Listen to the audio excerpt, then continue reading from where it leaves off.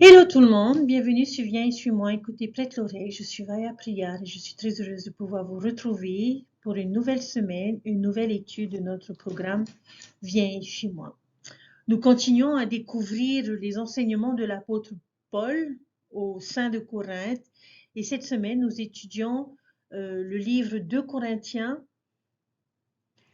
euh, les chapitres 8 à 13.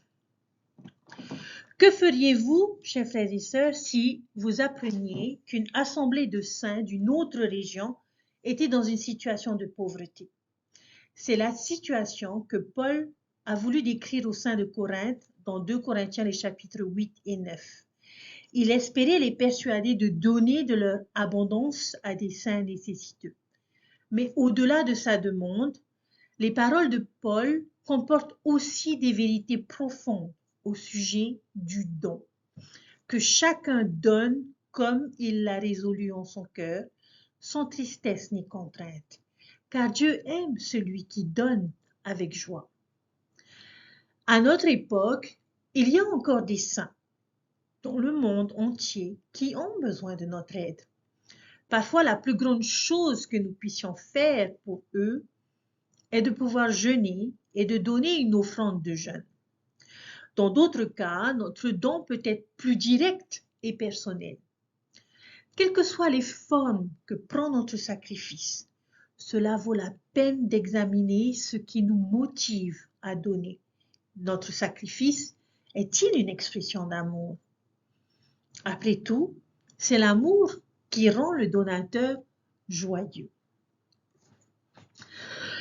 Chers frères et sœurs, j'aimerais nous poser une question. Pourquoi construisons-nous des barrages?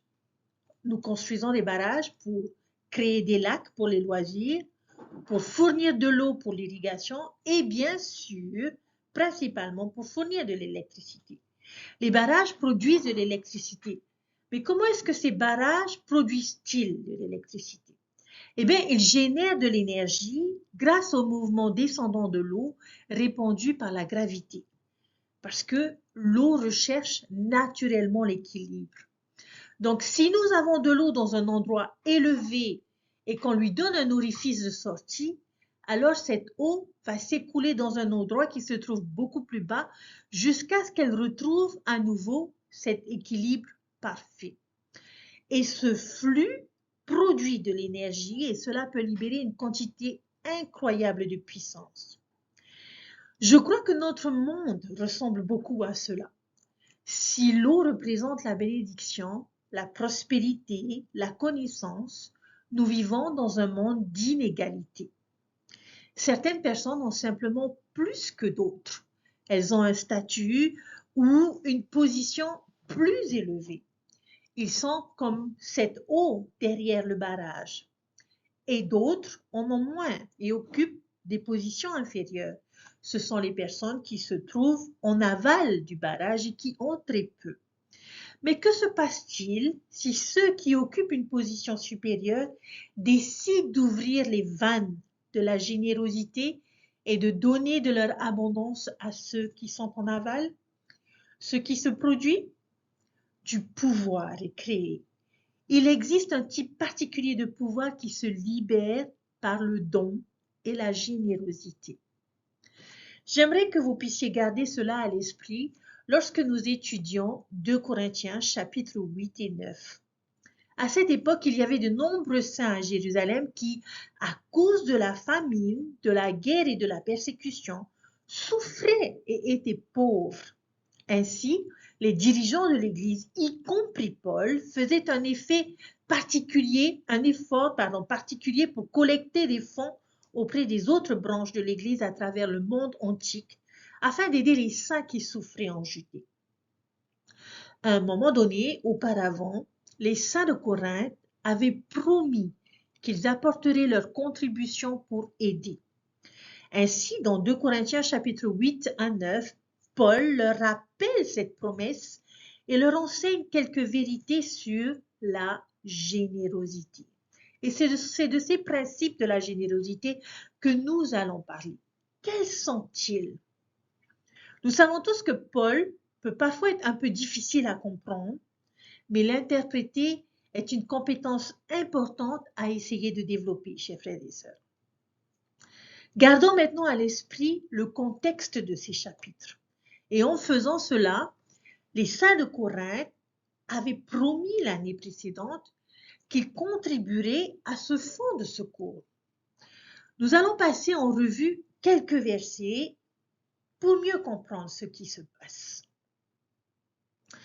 Les premiers versets sont au chapitre 8, les versets 11 et 24 qui nous dit « Achevez donc maintenant d'agir afin que l'accomplissement selon vos moyens réponde à l'empressement que vous avez mis à vouloir. » Et ensuite, le verset 24, un peu plus loin, nous dit « Donnez-leur donc à la face des églises la preuve de votre charité et montrez-leur que nous avons sujet de nous glorifier de vous. » En quelque sorte, il leur dit « Mettez votre argent là où vous le dites. Ne vous contentez pas de dire que vous êtes prêts à aider les autres, aidez-les réellement. Respectez votre engagement. » Les membres de Corinthe s'étaient engagés à apporter leur soutien. Et maintenant, Paul souhaitait leur rappeler cette promesse.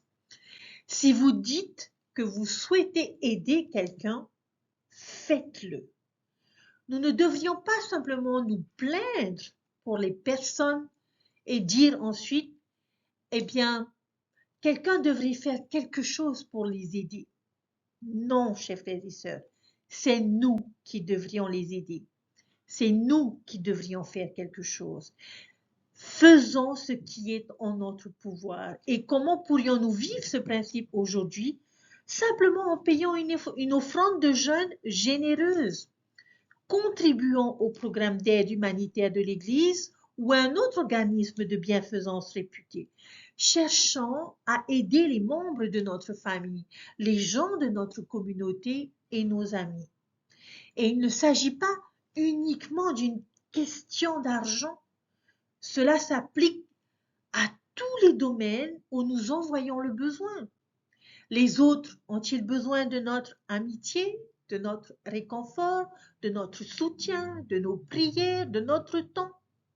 Faisons attention à ne pas rester là et penser que quelqu'un d'autre devrait faire quelque chose, parce que nous pouvons faire quelque chose. Nous pouvons être ce quelqu'un.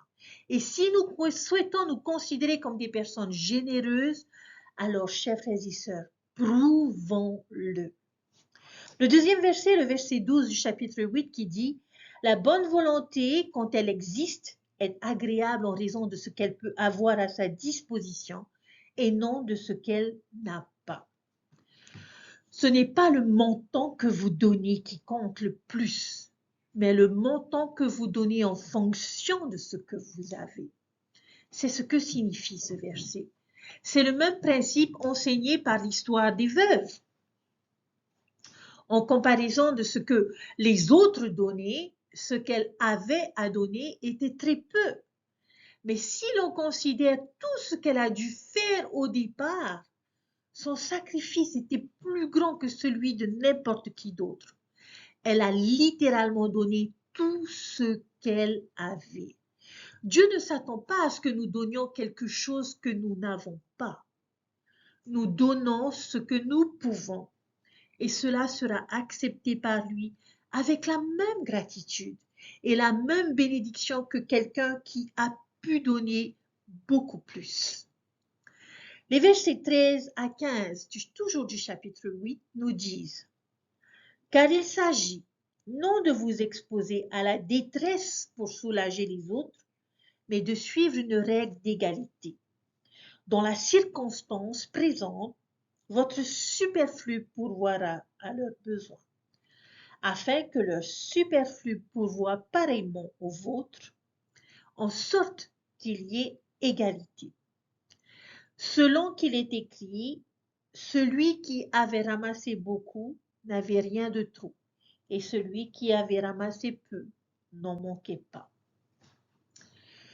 Dieu ne veut pas que nous donnions pour que d'autres puissent y aller doucement pendant que notre vie est rendue plus difficile, mais pour favoriser l'unité et l'égalité. À l'heure actuelle, notre abondance peut peut-être suppléer à leur manque, de sorte qu'à d'autres moments, ce qui nous manque peut être comblé par eux. Alors oui, la générosité ne consiste pas à nous apporter du manque et des difficultés pour que les autres puissent prospérer. Non, je sais que nous en avons déjà parlé et que l'on a déjà vu ce principe dans notre étude des Doctrines et Alliances où nous avons étudié la loi de la consécration. En tout cas, j'espère que vous l'avez fait. Mais Dieu veut que chacun dans son Église ait suffisamment de quoi subvenir aux besoins de sa famille, de sa situation, de ses désirs et de ses besoins. C'est notre abondance, ce que nous avons au-dessus de ces choses avec lesquelles il veut que nous soyons généreux. Et cela nous ramène au principe du barrage. Peut-être, attention, barrage dans le sens où je ne fais pas barrage, hein, mais le principe du barrage où il est bon pour ceux qui vivent une période d'abondance de donner volontairement et joyeusement cette abondance. Et c'est bien aussi pour ceux qui vivent dans une période de manque de recevoir volontiers et joyeusement. Et dans l'Église, il ne s'agit pas de prendre aux riches pour donner aux pauvres. Il s'agit de fournir et d'aider les personnes lorsqu'elles en ont besoin, de les aider à traverser ces périodes difficiles et à se remettre sur pied jusqu'à ce qu'ils puissent à nouveau être autonomes. Et pour de nombreuses personnes, cela peut parfois être difficile d'être aidé. Parfois, recevoir représente un défi encore plus grand que de donner. Mais c'est un bel équilibre que nous avons dans l'Église. Et donner et recevoir ne se limite pas à des transactions physiques. Lorsque nous donnons aux autres, ils nous donnent quelque chose. Il y a une abondance de joie et de satisfaction lorsque nous donnons. Cela fait du bien de donner, de voir les bénédictions que notre don crée dans la vie des autres. Tout comme l'eau génère de l'énergie lorsqu'elle recherche l'équilibre, la générosité génère de l'énergie dans les deux sens, lorsque quelque chose est donné et que quelque chose est reçu. Le chapitre 9, verset 6 nous dit ceci. Sachez-le, celui qui sème peu moissonnera peu, et celui qui sème abondamment moissonnera abondamment. Si vous donnez peu, vous recevrez peu en retour. Si vous donnez beaucoup, vous recevrez beaucoup. C'est le principe de la récolte. Nous récoltons ce que nous semons. Rappelez-vous notre principe précédent selon lequel nous ne parlons pas du montant réel de ce qui est donné. Le riche qui va donner 10 000 francs ou 10 000 dollars n'est pas plus béni que le pauvre qui ne donne que 1 000 francs. Les 1 000 francs pourraient très bien représenter un plus grand sacrifice, un don plus généreux. Et si nous parlons de notre temps, de nos talents et de notre amour, le principe signifie encore plus. Plus nous donnons, plus nous recevons. Connaissez-vous quelqu'un qui, selon vous, a vraiment compris ce principe? Quelqu'un qui donne, qui sert et qui sert et qui donne et qui donne? Je suis prêt à parier qu'ils font probablement partie des personnes les plus heureuses que vous puissiez connaître. Et je ne dis pas que c'est la raison qu'ils donnent ou la motivation pour cela. Ce n'est pas un acte égoïste. Mais c'est juste une conséquence naturelle de l'acte. Plus vous plantez des graines de générosité dans le sol fertile des besoins des autres, plus vous produisez des fruits. C'est la loi de la nature. Chapitre 9, verset 7. Que chacun donne comme il l'a résolu en son cœur, sans tristesse ni contrainte, car Dieu aime celui qui donne avec joie. Ne donnez pas aux autres à contre-cœur ou parce que vous vous sentez obligé de le faire. Dieu aime ceux qui donnent volontairement et avec joie. Je pense que l'apôtre Paul dit que nous devons chercher à avoir la bonne attitude lorsque nous donnons. Maintenant, je pense que donner avec une mauvaise attitude est toujours mieux que de ne pas donner du tout. Mais je pense sincèrement que nous pouvons passer à côté de véritables bénédictions de la générosité. Ça fait toujours du bien de donner, chers frères et sœurs. Et il y a une petite histoire qui illustre ce principe. Un, un dirigeant, pendant son adolescence, était allé visiter un hôpital aux alentours de Noël pour une activité jeunes gens, jeunes filles. Et il y est allé, mais il était triste d'admettre qu'il n'avait pas la bonne attitude pendant cette activité. Il n'était pas excité à l'idée d'y aller. Et il se souvient qu'un autre jeune homme de son âge y allait aussi. Il n'était pas très actif dans l'église. Il était populaire à l'école et euh, ce jeune homme n'avait pas une très haute opinion de cet autre jeune homme. Et il se trouvait que ce jour-là, il portait une très belle veste. Et le dirigeant se souvenait qu'ils avaient visité la chambre d'un garçon handicapé mental. Alors le jeune Jean a couru vers lui, lui a parlé, lui a réconforté et a vraiment fait un effort pour que cet handicapé se sente bien. Ils se sont déplacés dans une autre chambre, mais le jeune homme était resté et a passé la plupart de son temps avec ce garçon handicapé. Après environ 5 à 10 minutes, tout le monde est sorti dans le couloir de l'hôpital et il a regardé au fond du couloir et il a vu ce jeune homme qui poussait ce garçon handicapé mental dans le couloir dans un fauteuil roulant. Et ce garçon portait la veste du jeune homme et il rayonnait avec le plus grand sourire qu'il ait jamais vu. Le seul autre sourire qui pouvait correspondre au sien était celui sur le visage de ce jeune homme qui avait donné sa veste. Il avait fait la journée de ce garçon. C'était un donateur joyeux.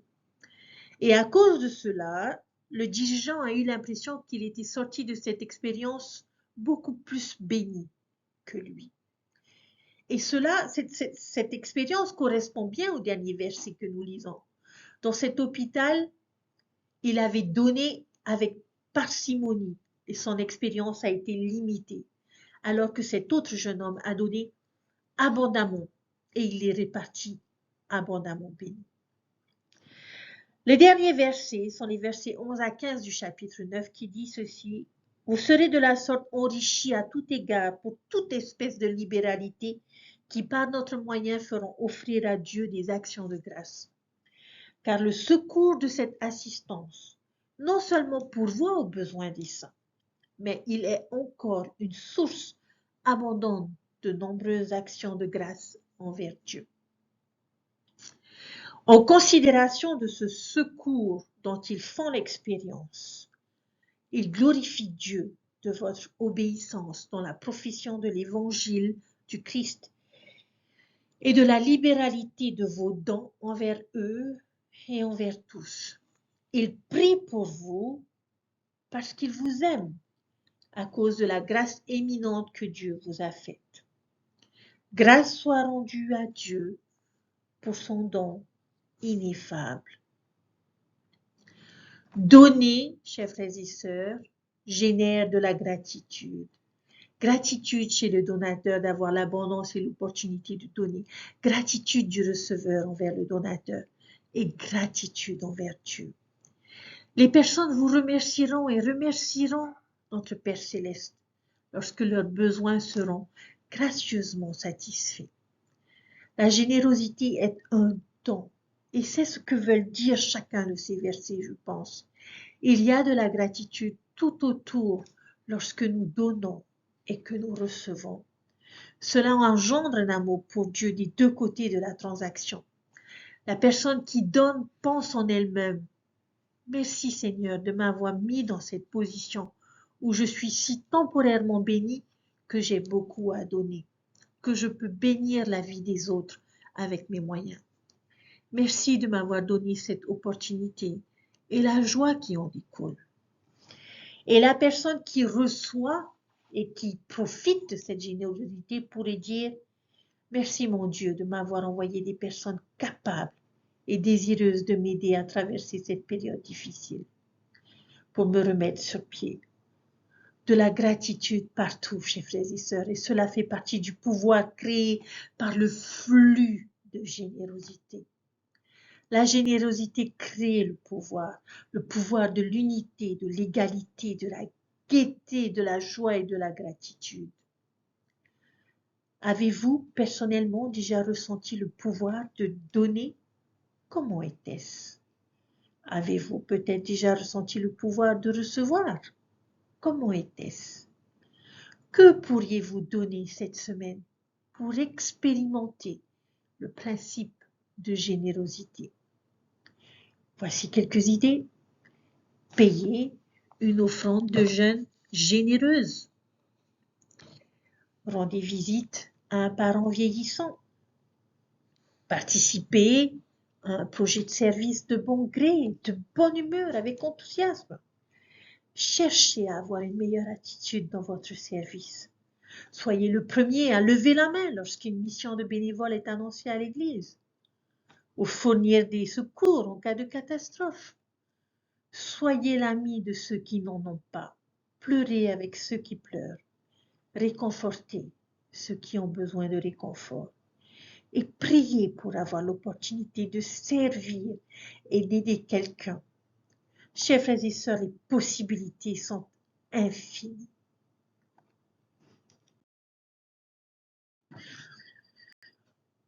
En conclusion, ici, un dernier point.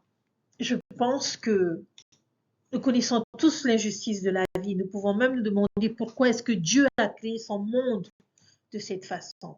Pourquoi est-ce que certaines personnes sont-elles connaissent autant de prospérité alors que d'autres en manquent tellement? Peut-être que nous regardons vers le ciel et que nous disons, ce n'est pas juste. Mais il nous rappelle et nous dit, tu as raison, ce n'est pas juste. Et c'est bien que tu t'en rendes compte. Et alors nous développons un sens de la justice. Et le Seigneur nous demande, que comptes-tu faire à ce sujet? Sors et rends les choses plus égales. Le monde n'est pas équitable, mais cela signifie qu'il existe de nombreuses opportunités de créer du pouvoir par la générosité, par le don et la réception. Et puisque nous parlons d'eau, considérons cette vérité du monde naturel. Qu'arrive-t-il à un lac sans exutoire, à un plan d'eau qui n'est fait que prendre et ne donne jamais?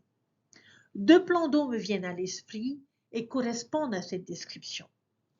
Il y a, par exemple, celui que j'aime toujours visiter, qui est le Grand Lac Salé en Utah, et la mer Morte en Israël. Qu'est-ce qui leur est arrivé? Tout demeure, ils deviennent sans vie, stériles. Ne laissons pas cela nous arriver spirituellement, chers frères et sœurs, comme ce fameux chant de la primaire qui dit « Donne, dit le ruisseau, donne, donne, donne, donne. Donne, dit le ruisseau, en descendant du coteau. » Chers frères et sœurs, puissions-nous être le ruisseau de quelqu'un et apporter les bénédictions qu'ils pourraient rechercher dans leur vie.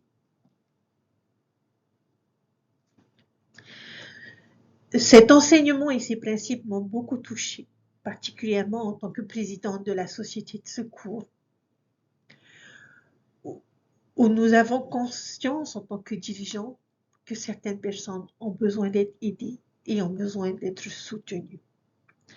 Je vous invite à revoir ces principes de la générosité et à faire partie de ceux que Dieu pourrait utiliser pour bénir la vie des autres. Dieu vit et Dieu nous aime et il aime chacun de ses enfants. Oui, le monde n'est pas juste. Oui, il y a des inégalités, pardon. Mais oui, nous pouvons faire quelque chose et nous devons faire quelque chose. Je nous invite à être généreux chaque jour de notre vie. Lorsqu'une opportunité se présente à nous, chers frères et sœurs, soyons la main du Sauveur.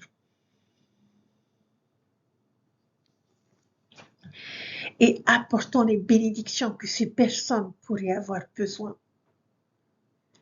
Ne retournons pas notre main. Ne disons pas que quelqu'un d'autre le fera. Dieu nous donne des opportunités et je prie pour que nous les reconnaissions et que nous les saisissions. N'oubliez pas, ce que nous semons, nous le récoltons.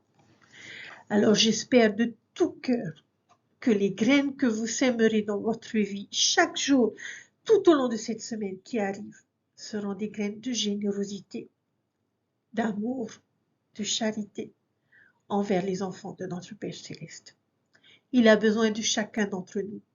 Nous avons fait et contracté des alliances que nous a enseignées lors de notre conférence de Pieux tout le long de ce week-end en compagnie de la présidence de Pieux et de Elder Burgess qui nous ont rappelé ces alliances éternelles qui sont essentielles et qui nous permettent de rester sur le chemin qui nous ramène auprès de notre Père Céleste.